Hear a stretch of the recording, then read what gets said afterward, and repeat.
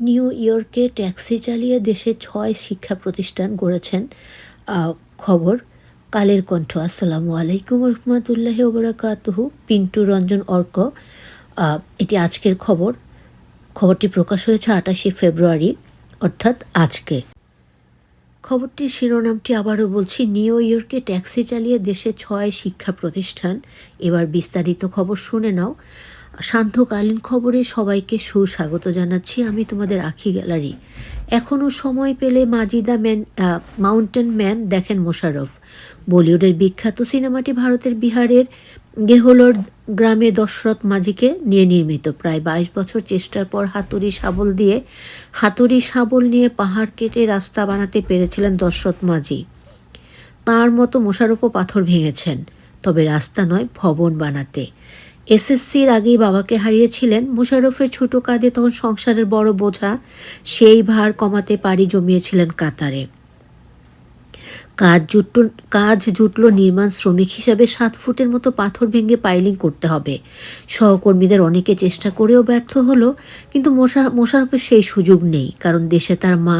তার দিকে তাকিয়ে আছে ৬টি মুখ, মার ৫ ভাই বোন। নীরবে চোখের পানি ফেলেছেন, এক মনে শক্ত পাথরের গায়ে চালিয়েছেন শাবল হাতুড়ির আঘাত। পাথর যেন টলে না, এক চুলো।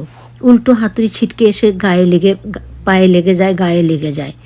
যন্ত্রণায় কুকিয়ে ওঠেন, হাতে ফোসকা পড়ে, কিন্তু তিনি পিছপা হন না। আবার হাতে তুলে নেন হাতুড়ি। এভাবে ধাপে ধাপে সাফল্যের সোপান উতরে গেছেন তিনি।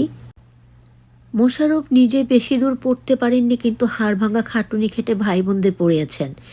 ঘামে ভেজা টাকা এলাকায় প্রতিষ্ঠান করেছেন ৬টি শিক্ষা প্রতিষ্ঠান, ২টি কলেজ, একটি উচ্চ বিদ্যালয়, একটি মাদ্রাসা, একটি কিন্ডারগার্টেন। করেছেন ২টি পাঠাগারও। ২ কোটি টাকা সমমূল্যে জমি দিয়েছেন হাসপাতালের জন্য। শতবর্ষ একটি বটগাছ সমমহিমায় দাঁড়িয়ে আছে তার কল্যাণে। বললেন, পড়ালেখার মূল্য আমি বুঝি। জীবিকার তাগিদে এইচএসসি দিয়েই পাড়ি জমাতে হয়েছে বিদেশে, কিন্তু আমার মন পড়েছিল দেশে। টাকার অভাবে এলাকার কারো যেন কোনো পড়ালেখা বন্ধ না হয়, সেই জন্য এত কিছু করা। এখান থেকে পাশ করা শিক্ষার্থীরা এখন দেশে বিভিন্ন জায়গায় নেতৃত্ব দিচ্ছে। ভাবলেই মন নেচে ওঠে খুশিতে। কাতারে পাথর ভেঙেছেন, বিরল দৃষ্টান্ত। স্থাপনকারী মানুষটির পুরো নাম মোশাররফ হোসেন খান চৌধুরী। জন্ম কুমিল্লা ব্রাহ্মণপাড়া উপজেলার ধান্যদোল গ্রামে। ৬ ভাই বোনের মধ্যে তিনি সবার বড়। বাবা আব্দুর রাজ্জাক খান চৌধুরী ছিল স্কুল শিক্ষক।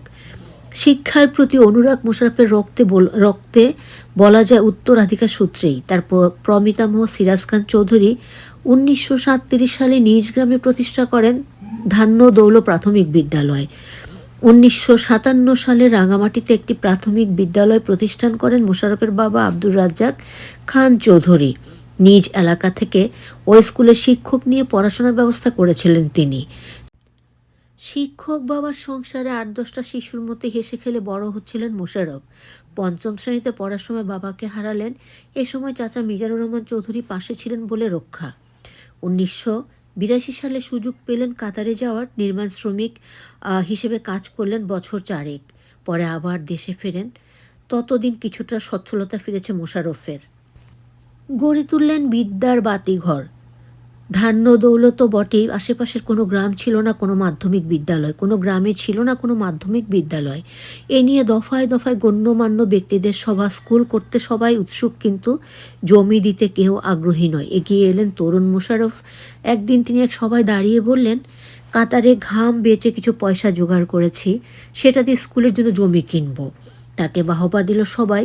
পরে শুধু জমি নয়, স্কুলের অবকাঠামো থেকে শুরু করে সবই করে দিয়েছেন মোশাররফ করিম।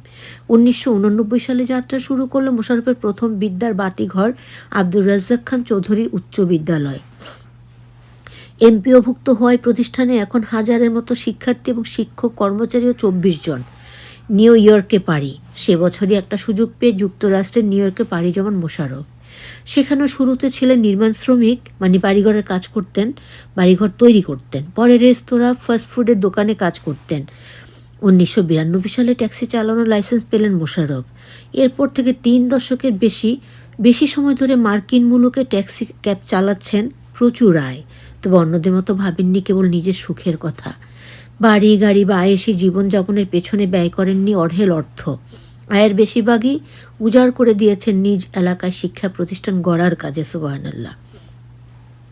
শিক্ষা প্রতিষ্ঠানগুলো দাঁড়িয়ে গেছে। 1999 সালে তিনি গড়ে তোলেন মোশাররফ হোসেন খান চৌধুরী বিশ্ববিদ্যালয় কলেজ ও আব্দুল মতিন খসরু মহিলা কলেজ। পরে গড়েছেন আশেদা জুবেদা খান চৌধুরী ফোরকানিয়া মাদ্রাসা, মোশাররফ হোসেন খান চৌধুরী হাফিজিয়া মাদ্রাসা ও মোমরুহান কিন্ডারগার্টেন। কঠোর পরিশ্রম করে জমানো টাকা যে শুধু শিক্ষা প্রতিষ্ঠানের জন্য ব্যয় করেছেন, শুধু তাই নয়, আব্দুর রাজ্জাক খান চৌধুরী লাইব্রেরি ও ডাক্তার মিজানুর রহমান চৌধুরী কিশোরী পাঠাগার নামে এলাকায় 2টি গ্রন্থাগারও প্রতিষ্ঠা করেছেন। ব্রাহ্মণপাড়ায় ডায়াবেটিক হাসপাতাল প্রতিষ্ঠার জন্য 2 কোটি টাকা ব্যয় জমি কিনে দিয়েছেন। ঈদগাহ, কবরস্থান ও মসজিদের উন্নয়নে ভূমিকা রেখেছেন। টাকার অভাবে গরিব ছেলেমেয়েরা যাতে শিক্ষা বঞ্চিত না হয় সেই জন্য নিজের নামে ফাউন্ডেশন করে শিক্ষাবৃত্তি দিচ্ছেন। সুবহানাল্লাহ। এ পর্যন্ত বৃত্তি পেয়েছে 200 শিক্ষার্থী। ফাউন্ডেশন থেকে ঘর করে দিয়েছেন 10টি গৃহহীন পরিবারকে। মোশাররফের গড়া শিক্ষা প্রতিষ্ঠানগুলো এখন বেশ ভালোভাবেই চলছে। শিক্ষার মানও যথেষ্ট ভালো। প্রতিটি প্রতিষ্ঠান বড় মাঠ। তার নামের কলেজটি এখন 4 তলা ভবন। কলেজটিতে এখন 10 বিষয়ে স্নাতক ও 1 বিষয়ে মাস্টার্স পর্যায়ে শিক্ষা দেওয়া হয়। শিক্ষার্থী প্রায় 5,000। এইচএসসির ফলাফলের দিক থেকে কুমিল্লা বোর্ডের সেরা 10 কলেজের এটি একটি কলেজ। 1989 সালে বাবার নামে স্কুল প্রতিষ্ঠার সময় শিক্ষার্থী ছিল 100-100-র মতো। এখন সেখানে পড়ছে 1000 শিক্ষার্থী। মোশাররফের প্রতিষ্ঠিত সব প্রতিষ্ঠানই এমপিওভুক্ত হয়েছে। রক্ষা পেল শতবর্ষ বটগাছ। ধান্য দৌল গ্রামে শ্রী শ্রী কালী মন্দির প্রাঙ্গণে শতবর্ষী প্রাচীন এক বটগাছ। শৈশবেই গাছতলায় অনেক খেলেছেন মোশাররফ। 2007 সাল জরাজীর্ণ মন্দির সংস্কারে ওই বটগাছ বিক্রির উদ্যোগ নেয় মন্দির কর্তৃপক্ষ। 75,000 টাকার দামও ঠিক হয়। মোশাররফ তখন ট্যাক্সি চালান নিউ ইয়র্কে। স্থানীয় এক ব্যক্তির মাধ্যমে খবরটি কানে যায়। দেরি না করে তিনি যোগাযোগ করেন গাছটির ক্রেতার সঙ্গে। ফোনে বলেন, ভাই, বটগাছটির সঙ্গে আমাদের অনেক স্মৃতি। আপনি তো 75,000 টাকা কিনেছেন, আমি 1 লাখ দেব, কিন্তু গাছটি যেভাবে আছে সেভাবেই থাকবে।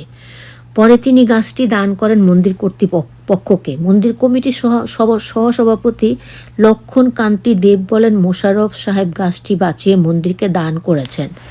বটগাছটি এখন ছায়া দিচ্ছে মানুষকে। ওনার কাছে কৃতজ্ঞতা প্রকাশ ভাষা আমাদের জানা নেই। প্রবাসে একা জীবন।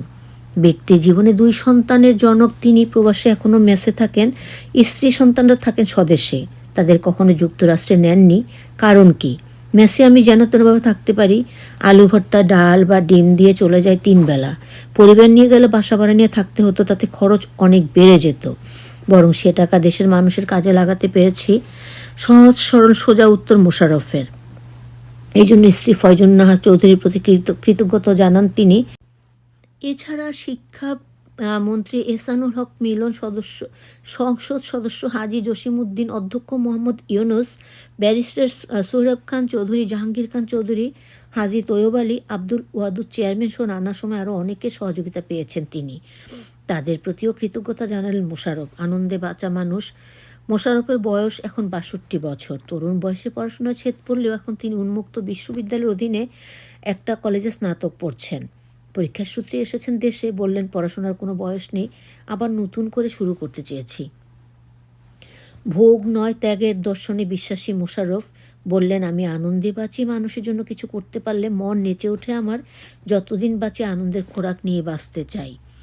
এই যে মোশাররফ করিমের জীবনীটা আমরা জানলাম, তিনি কতটা কাঠখড় পুড়িয়ে পয়সা জোগাড় করেছেন, আর তা দিয়ে তিনি মানুষের চিন্তা ভাবনা করে মানুষের জন্য কত ভালো ভালো প্রতিষ্ঠান তিনি তৈরি করেছেন।